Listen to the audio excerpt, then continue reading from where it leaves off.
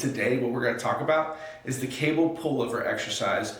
We're going to talk about how do you perform it, what muscles does it work, and what are some variations of this exercise in case you can't perform it. We got the cable set up over here, and the cable pullover exercise is a great movement to help recruit your back muscles.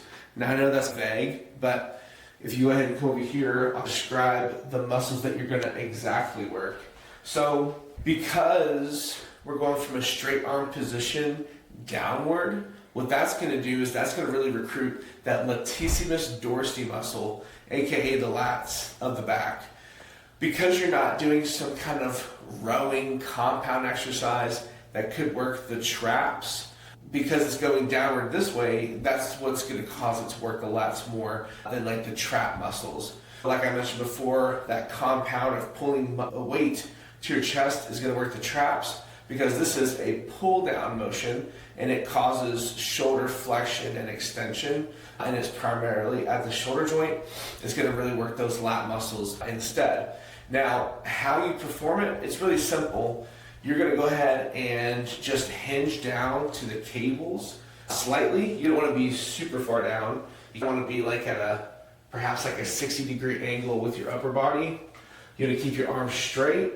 And then from this position, you're going to pull the rope down to your waist and then back up. And again, back down to your waist and then back up. Now, what's happening right here, like I mentioned before, because it's not a row and it's a pull down, that's what's changing the type of muscle being recruited. Typically with a row, I'm pulling to my chest. That's working my trap muscles that corresponds to that area of my shoulder blades and spine. But because this is a straight arm pull down motion from top to bottom, that's what's causing the lats to have to work. So again, I'm going to pull down to my waist and bring it back up. The reason why I'm grabbing the ropes so high is because the cable's long. If I grabbed it from down here, the movement's going to have a very short range of motion, which I don't want. I want that stretch to occur for my lats, which originate from my lumbar spine all the way to my humerus, this bone of the upper arm. One question people ask a lot is, what should I use? Should I use the rope or should I use a bar? Now, I don't have a bar to discuss the physical differences, but if you could imagine this, if you had a bar and your arms were straight, what would happen is, because the bar influences your elbows to be outward, it can help keep your arms straight the whole time.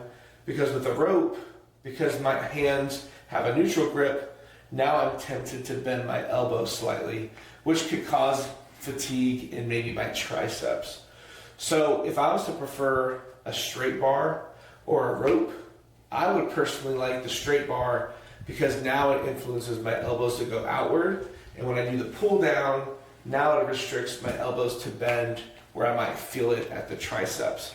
Speaking of triceps and different muscle groups, some people ask, does the pull down work your chest muscles? And no, it is not going to work your chest muscles. I could see maybe where there's a correlation between maybe a similar exercise, like the dumbbell pullover, which I've done in another video.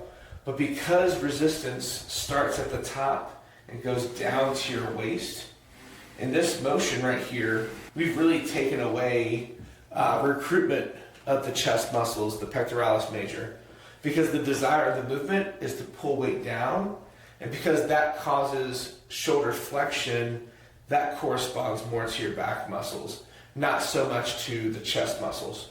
But if you do this from a tall position, it really recruits a lot of muscular action from the core joint to keep yourself stable and involved with movement. Now, I mentioned it before, what are some variations to the pullover?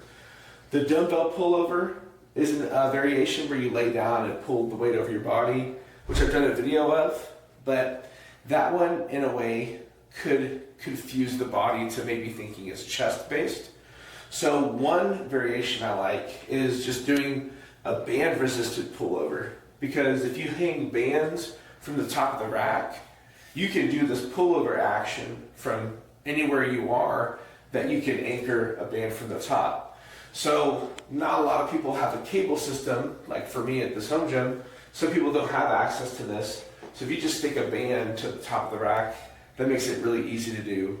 And you can do it from almost anywhere as long as you can anchor a band. Again, my name is Joseph Lucero, Powerlifting Technique. Hopefully you enjoyed the video today. If you have more questions, specifically maybe on how to use this in a program, or if it makes the most sense for you, feel free to leave a comment below. Subscribe to the channel. Hopefully you liked it, and hopefully we'll catch you next time.